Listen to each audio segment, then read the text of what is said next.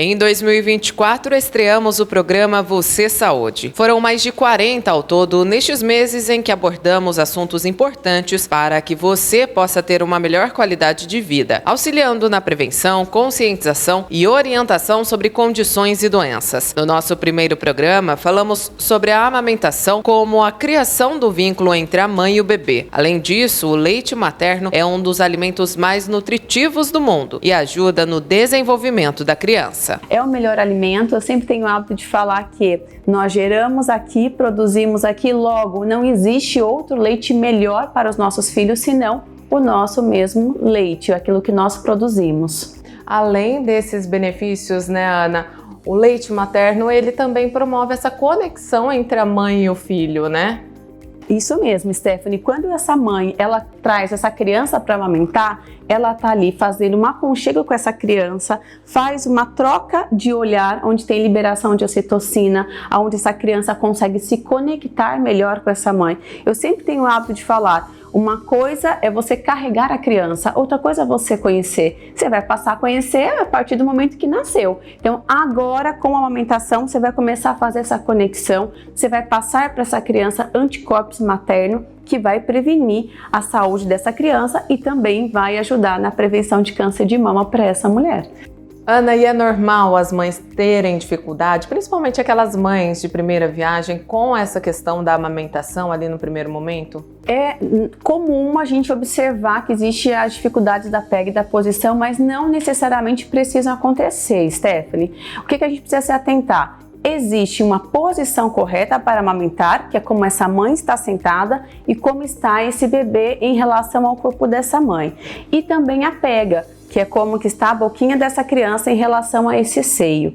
Se essa mãe, ela buscou informação sobre a pega e a posição correta para amamentar, ela vai ter mais chance de atingir o sucesso da amamentação, sem passar pelas dores, pelos traumas mamilares, que infelizmente ainda hoje a gente escuta falar que essas mulheres ainda estão passando por esse processo. Mas tudo é uma questão de informação, é buscar informação, assim essa mulher vai conseguir atingir o sucesso da amamentação. O problema de varizes atinge cerca de 38% da população brasileira, sendo encontrado em 30% dos homens e 45% das mulheres, levando em conta todas as faixas etárias. Além do incômodo estético, elas também podem trazer algumas complicações. No Você Saúde, nós conversamos com a cirurgiã vascular, doutora Paula Casals, sobre este problema que causa preocupação a tantas pessoas. No nosso corpo, então, a gente tem basicamente dois tipos de tubulação. A gente tem as artérias, que é uma tubulação que sai do coração e leva para todo o corpo o sangue rico em oxigênio e nutrientes. Depois dessas células usarem esse nutriente, esse sangue lavado, ele tem que voltar para o coração e pulmão para se limpar. Então ele volta por uma outra tubulação chamada veias. Então as tubulações artérias e veias são tubulações normais, que fazem esse balanço ali da circulação. Quando a gente começa a falar de varizes, significa que a gente está falando de uma veia, ou seja, daquela tubulação que traz o sangue sujo para se limpar aqui no coração-pulmão, mas é uma tubulação doente, ou seja, uma tubulação mais fraca, mais flácida.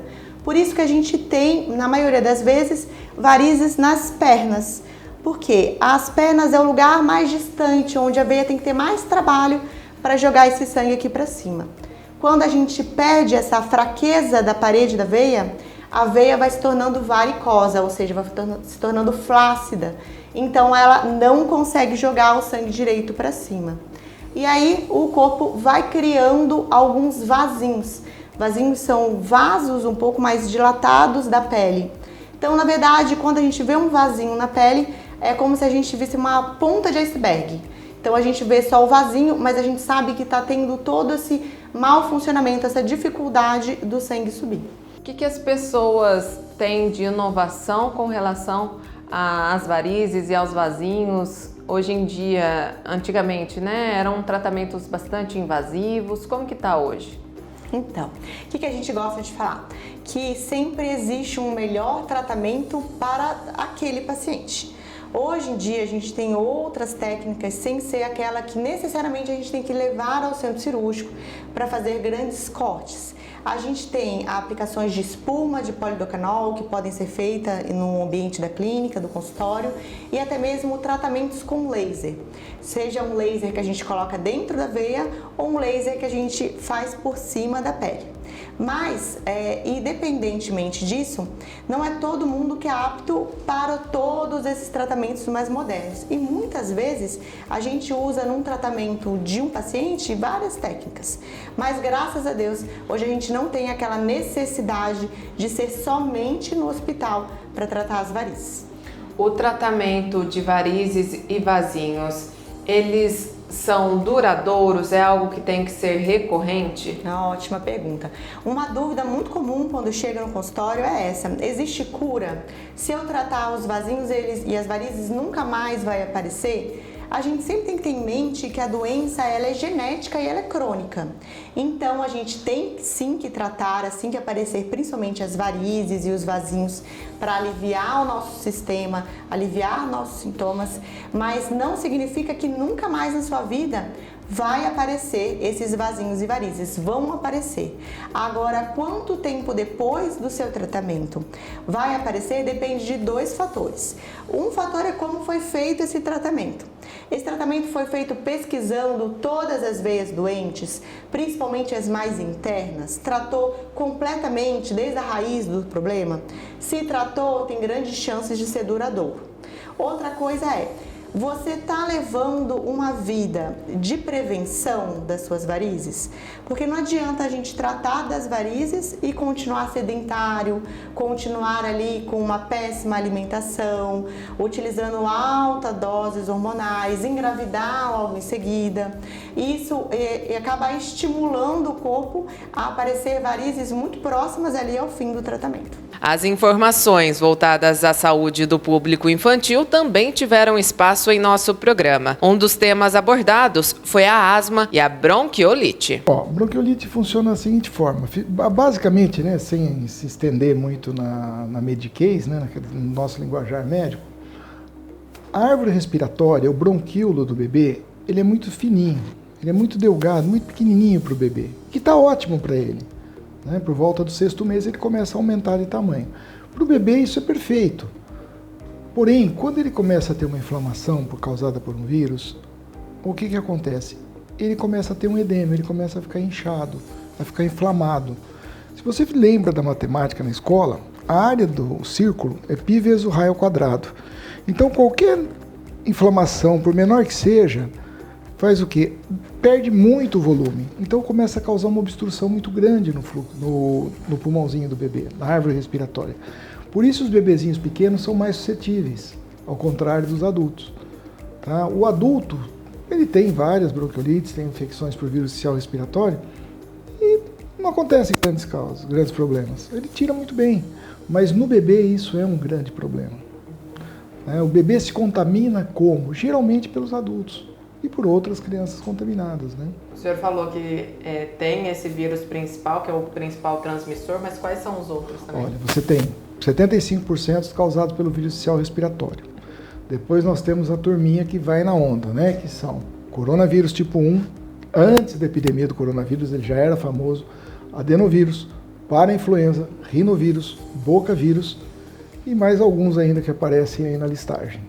Então as possibilidades são muitas. Uma das coisas que os pais devem evitar, bebê pequenininho, bebezinho, recém-nascido, criança pequena, evitar lugares aglomerados. Não tem que deixar um monte de gente visitando o bebê, tossindo em cima da criança.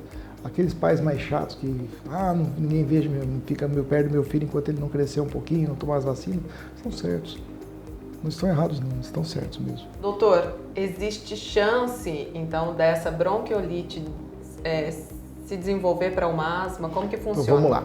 O que é a asma, antes da gente começar?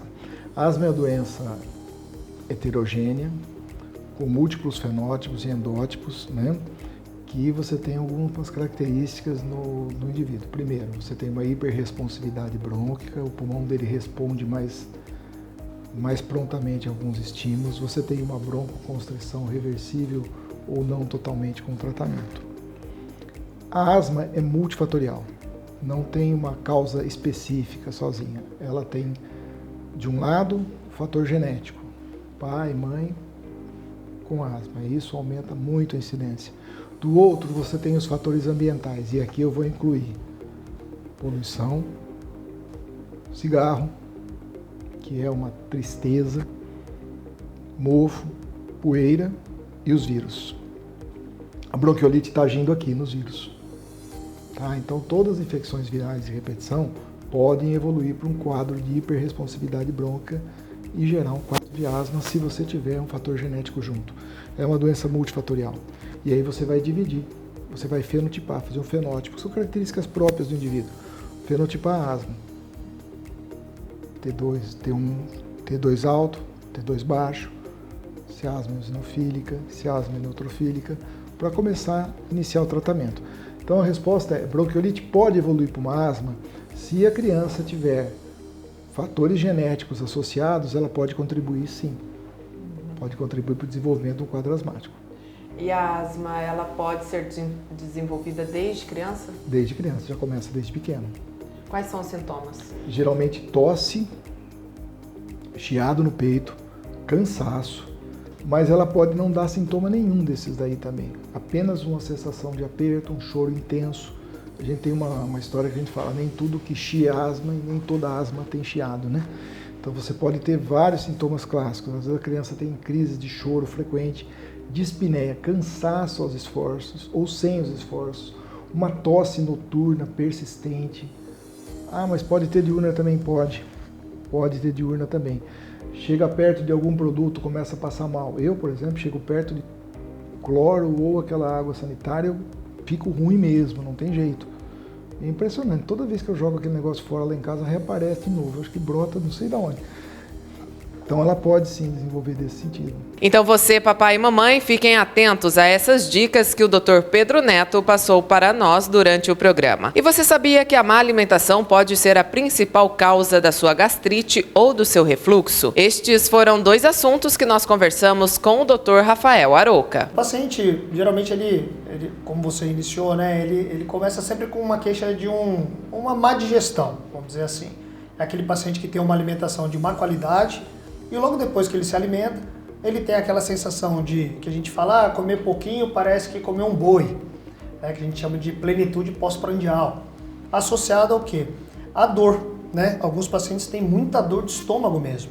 E aí eles referem que logo após a alimentação, esses sintomas acabam se aflorando, e o que gera uma dificuldade, né, no controle dos sintomas. A gastrite, ela é feita através de um diagnóstico clínico ou é necessária a realização de exames? Que exames são esses? A maioria das vezes, a gastrite, ela é feita pelo diagnóstico clínico, né? Ele passa com um médico que é o gastroenterologista e durante uma conversa, a gente fala uma anamnese, uma pesquisa e colhendo a história do paciente de forma minuciosa, você consegue sim chegar ao diagnóstico sem precisar de exames complementares. Alguns pacientes, essa história ela é difícil de ser tirada ou de conversar com o paciente mesmo, às vezes você tem uma dificuldade, ou às vezes o paciente ele esconde o jogo, ele não quer falar que ele se alimenta mal ou não, e aí você lança a mão de alguns exames para que você consiga fazer um diagnóstico e tratamento. Que tipo de exames, mais ou menos, que são realizados nesse caso? Hoje o exame mais clássico, que provavelmente toda a população já ouviu falar, é a endoscopia digestiva alta. A endoscopia nada mais é que um exame onde o profissional, geralmente um médico capacitado, ele passa uma câmera com o paciente dormindo, ele consegue passar uma câmera pela cavidade oral e essa câmera ele consegue acessar o estômago e visualizar toda a parede do estômago. Ele consegue fazer biópsias, ou seja, tirar fragmentos da parede do estômago quando se tem dúvida em relação a algum outro diagnóstico e consegue sim, só visualizando, fazer o diagnóstico de gastrite para posterior tratamento. Doutor, o refluxo e a gastrite, eles têm coisas em comum? Geralmente o paciente ele começa com um quadro de gastrite, um processo inflamatório, e ele acaba invariavelmente evoluindo para o refluxo. Hoje, se você perguntar qual a maior causa de refluxo e gastrite no mundo, é a obesidade, né? A gente sabe, por exemplo, que no Brasil, por exemplo, 60% da população em média está sobrepeso, né? A gente já está batendo quase 25% de obesos no país. Então isso é um fator muito preocupante, Por quê? Isso gera gastrite e refluxo.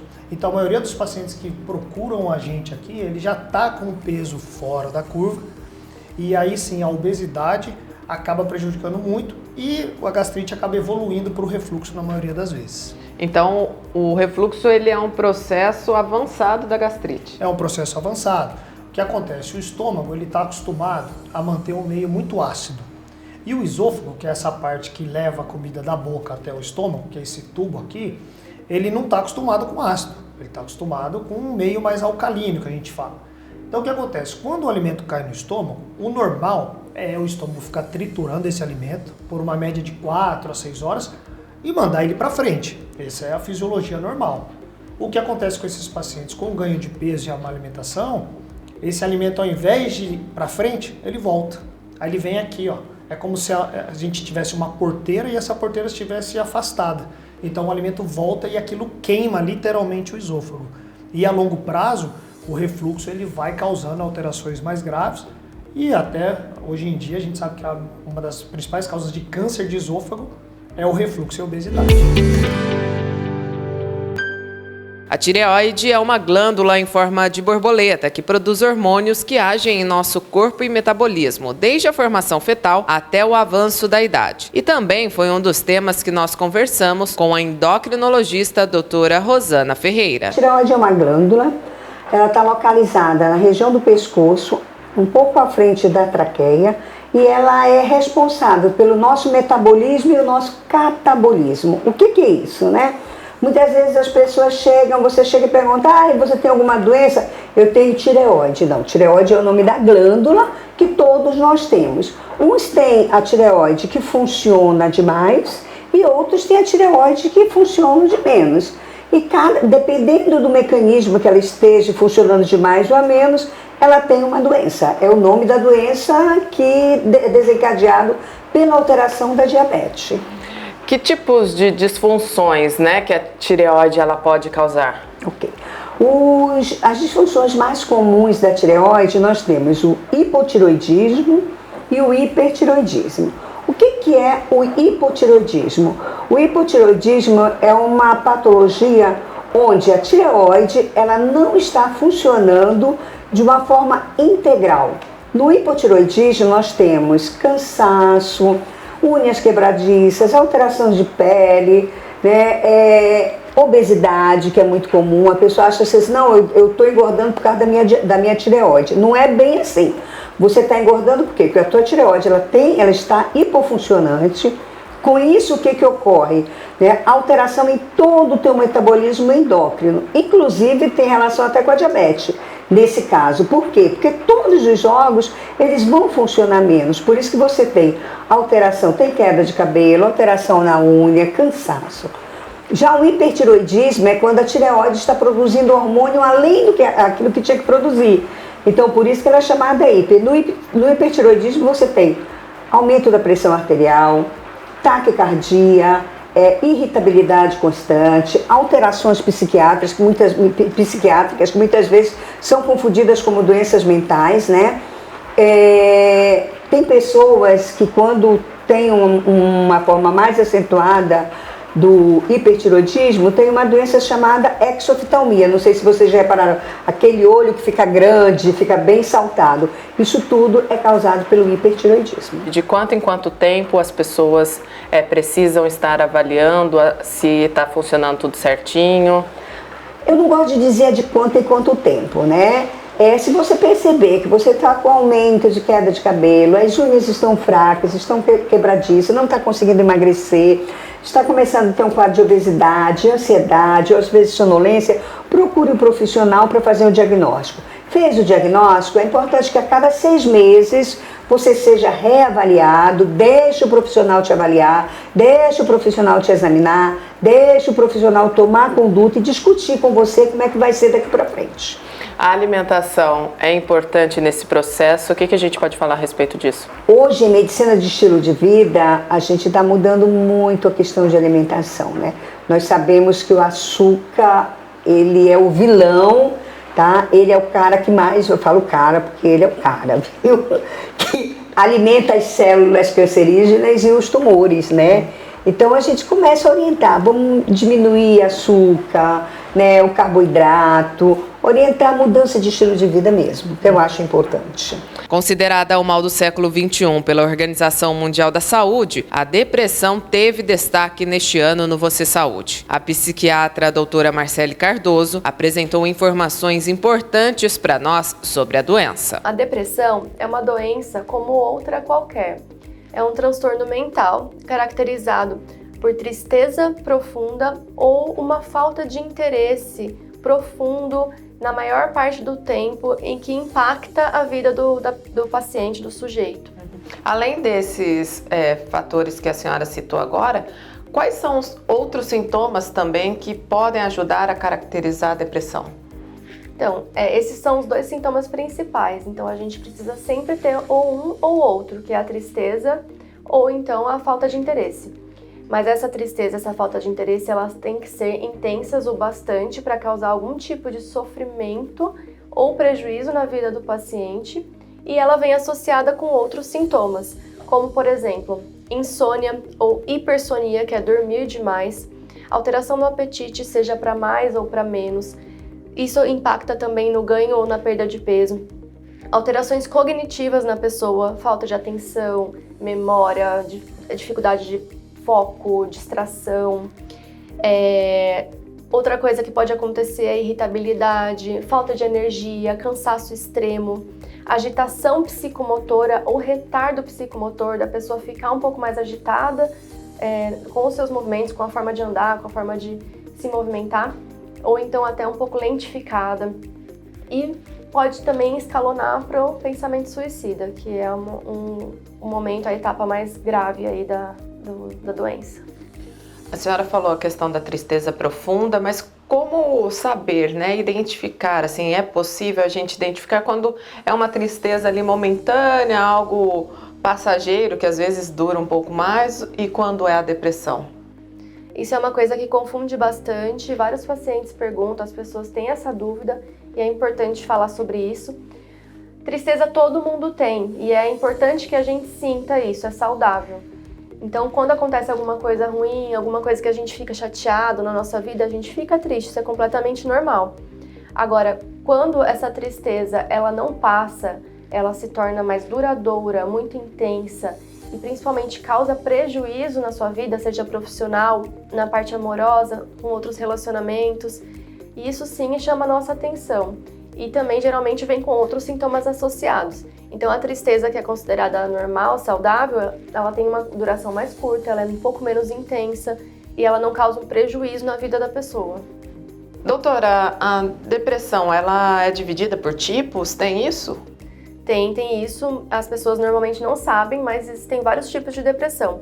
O transtorno depressivo maior é o que as pessoas conhecem mais, mas também tem a depressão atípica, que é relativamente comum. Tem a depressão psicótica, depressão pós-parto, depressão sazonal. Então, são vários tipos de depressão. E como que a gente identifica cada uma dessas? São algumas características que diferenciam uma da outra. Então, por exemplo, na depressão atípica, a pessoa sente muita fadiga, muito cansaço. É como se tivesse um peso nas pernas. Costuma comer mais e ter um ganho de peso. Costuma ter uma sensibilidade maior a rejeições. Na depressão pós-parto, o próprio nome já diz, é uma depressão que ocorre após o parto da mulher. Isso também é uma coisa que pode acontecer com uma relativa frequência. A depressão psicótica é aquela que tem sintomas depressivos e sintomas psicóticos associados. Então, são vários os diagnósticos diferenciais e os sintomas que diferenciam uma depressão da outra. E como que a gente faz para identificar, por exemplo, a depressão? O que pode ajudar a identificar a depressão em uma criança ou um adolescente? Isso é outra coisa importante de saber, porque a criança e o adolescente, eles manifestam de uma maneira um pouquinho diferente do adulto. Eles não têm o mesmo repertório para poder se expressar emocionalmente. Então, por exemplo, a criança e o adolescente, eles costumam se isolar mais no quarto, se isolar mais tanto da família quanto dos amigos, ficam mais irritados, podem ter explosões de raiva, até ficar um pouco agressivos. Eles costumam alterar o desempenho escolar, começar a ir mal na escola ou querer faltar. é muito comum as crianças sentirem dores. Então começa a ter dor de barriga, dor de cabeça, que são sintomas de somatização mesmo. Então esses são um dos fatores que a gente tem que prestar atenção, sinais de alerta para os pais aí. Esses foram alguns dos temas abordados durante o Você Saúde neste ano de 2024. Todos os programas estão disponíveis em nossas plataformas digitais e você pode acessar pelo nosso Instagram ou pelo nosso canal do YouTube. A você e a sua família, um feliz ano novo, ainda estamos em tempo. Muita saúde para todos. A gente se encontra na próxima sexta-feira. Um grande abraço.